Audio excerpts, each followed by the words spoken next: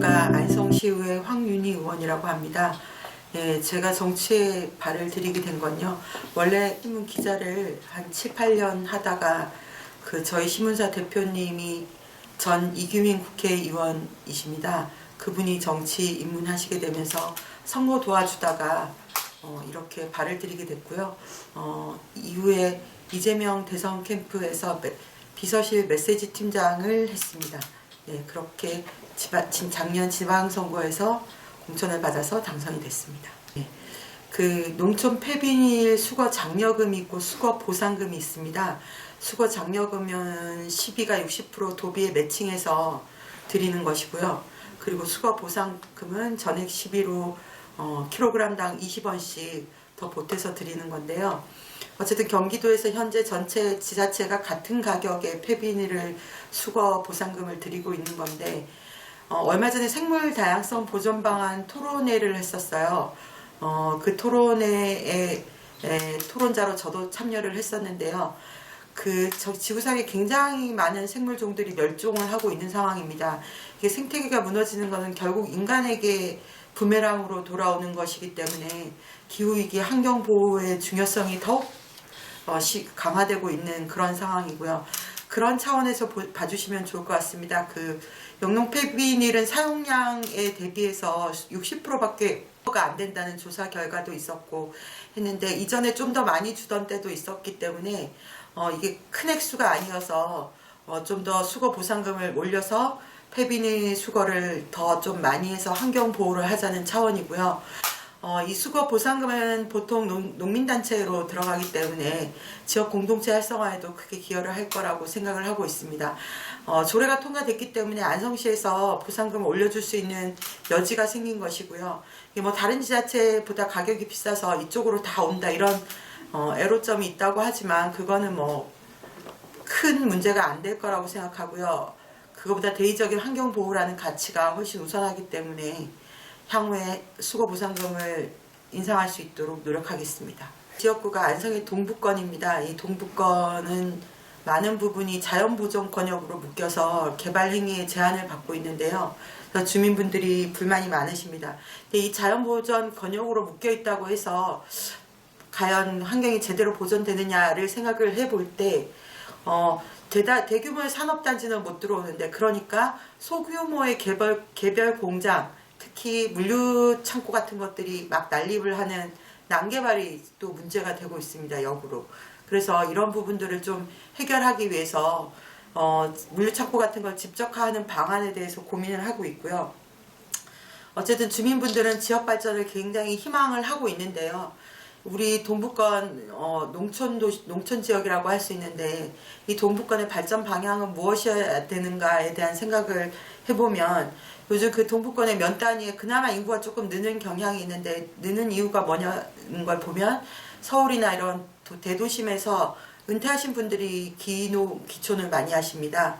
그래서 제가 봤을 때는 저희 동북권이 갖고 있는 천혜의 자연환경과 역사적 그런 정통성 이런 걸 갖고 잘 살려서 정말 살기 좋은 명품 주거도시를 만드는 게 가장 바람직한 방향성이 아닐까 하고 있습니다.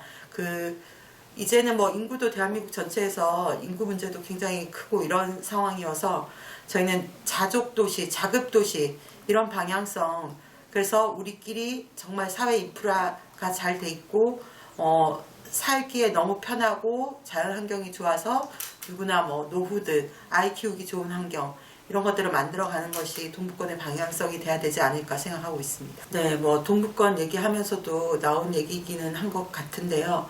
지금 저희가 얼마 전에 국가가 지정하는 소부장 특화단지를 안성이 지정을 받았습니다.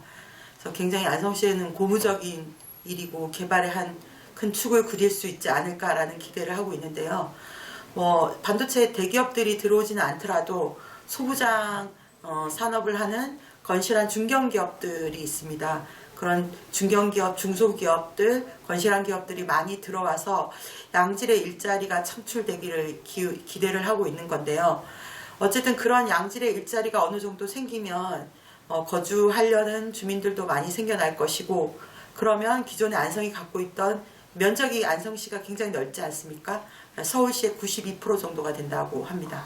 그런 좋은 면적의 자연 환경에다가 그래서 좋은 주거 환경, 교육 차원에서도 안성이 밀린다고 생각을 하지 않거든요. 대학교도 굉장히 5개 정도가 있고, 그래서 일자리가 제대로 이제 양질의 일자리들이 마련되면 많은 주민들이 살기 좋은 도시로서 인식하고 아이 키우기 좋은 도시 이런 식으로 인식이 되면 안성의 발전 방향이 나오지 않을까 그런 생각이 들고 있습니다. 저는 안성신문에서 주로 인터뷰 미담 기사를 쓰는 사실은 글쟁이였고요. 글을 썼기 때문에 기자를 했던 거고 그 당시에는 뭐 정치를 제가 하게 되리라고는 상상도 해본 적이 없었던 거고요. 아까 정치인문 계기처럼 흘러 이렇게 온 건데요.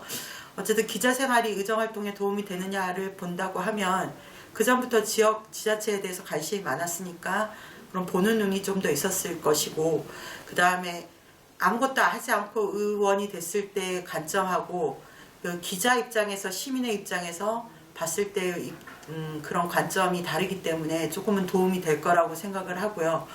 근데 좀 크게 도움은 되지 않는다는 생각이 드는 이유가 뭐냐면 기자는 보통 비판을 하고 기사를 쓰면 끝인데요. 의원은 뭔가를 비판하고 문제점을 지적하면 대안까지 제시할 수 있어야 되기 때문에 그렇지 않고서는 뭐 언론인 하면 되는 거죠. 예. 그런 면에서는 크게 도움은 되지 않는 것 같다는 생각을 했었습니다. 저희 지금 안성시장님이 민주당이시고 의회 다수당은 국민의힘이신데요. 처음에 출발할 때부터 많이 삐걱거렸습니다. 원래 관례적으로 부의장은 소수당에게 주는 게 관례인데 심지어 부의장직도 모든 의회직을 다수당에서 독식을 했고요. 그래서 저희가 첫 달을 피켓 시위로 시작을 한 지점이 있었고요. 그 외에도 어쨌든 시장님이 다른 당이니까 의회에서는 시장의 공약 사업이나 치적 사업으로 남을 것들에 대해서는 덮어놓고 반대하는 모습을 보였기 때문에 굉장히 이건 합리적이지 못하다 이런 지점들이 있었고요. 그래서 저희가 한 번은 조례특위를 했는데 심사 자체를 하지를 않고 다 보류 부결시키는 사태가 벌어졌어요. 그래서 저희는 다수당의 횡포라고 하면서 그때부터 단식 농성을 시작을 해서 14일 동안 단식 농성을 했습니다. 공당의 기초위원들 전원이 3명인데요. 전원이 단식 농성을 14일씩 하는 역사는 없지 않았을까 싶고요. 어쨌든 그런 그 진통을 겪으면서 지금까지 온 건데 단식 농성 이후에는 표면적으로는 갈등이 많이 약화됐습니다. 약화되긴 했는데 궁극적으로는 아직 뭐 협치까지는 안 간 것 같고요. 문제는 이런 것 같아요. 시의회는 시민들의 의견과 무관하게 정치적인 적대관계만을 생각을 해서 시가 하는 일을 반대를 하고 안성시도 마찬가지로 좀 시의회의 존재 가치를 제대로 인정을 하지 못하는 그런 지점들이 있었던 것 같거든요.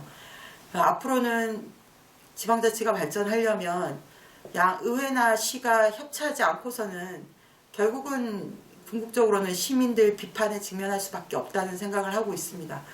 시의회랑 시가 서로 마음을 모으지 않으면 할 수 있는 일이 없다는 걸 제대로 깨닫기를 바라고요. 시도 시의회의 존재에 대해서 좀 더 인지를 깊이 해야 될 거라고 생각을 하고 시의회도 오직 의정활동의 기본은 시민을 중심에 둬야 된다고 생각해요. 정치적 입장이 아니라 시민들이 원하는 것을 실현시킬 수 있는 의회 일대에만 인정을 받을 수 있을 거라고 생각합니다. 뭐 정치적 가치관이라고 하면요. 저는 시의회 기초의원은 시민과 가장 가까이 있는 권력이라고 생각을 합니다. 시민들이 가장 손쉽게 이용할 수 있는 권력. 그래서 민원이 있으면 바로 전화해서 이러저러하게 해결을 해달라라고 가장 손쉽게 가장 자주 볼 수 있는 의원이 기초의원이어서 저는 뭐 민원 해결사 이런 걸 자처를 하고 있습니다. 민원 맛집. 그래서 이제 시간이 지나니까 점점 바빠지는 경향은 있는데요. 어쨌든 모든 권력은 주민에게 가야 된다는 이런 철학을 갖고 있고요.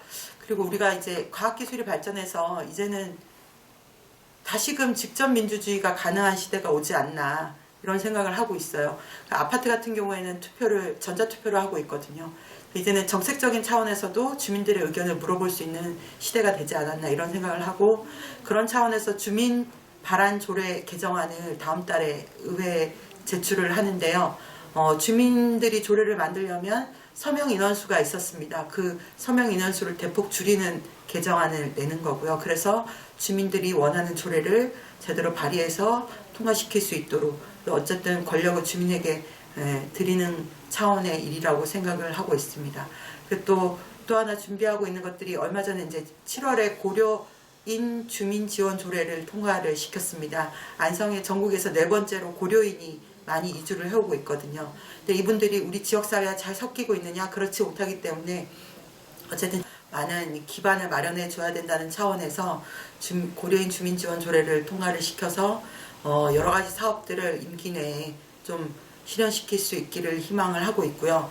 향후에 뭐 정치 입지 같은 것들은 아직은 뭐 결정된 바는 없고요. 주민들이 원하시면 그거는 당연히 해야 된다고 생각하고 있고요. 그건 좀 아직 2년도 안 지났기 때문에 시간 좀 더 두고 고민해 보면 좋을 것 같습니다. 알겠습니다.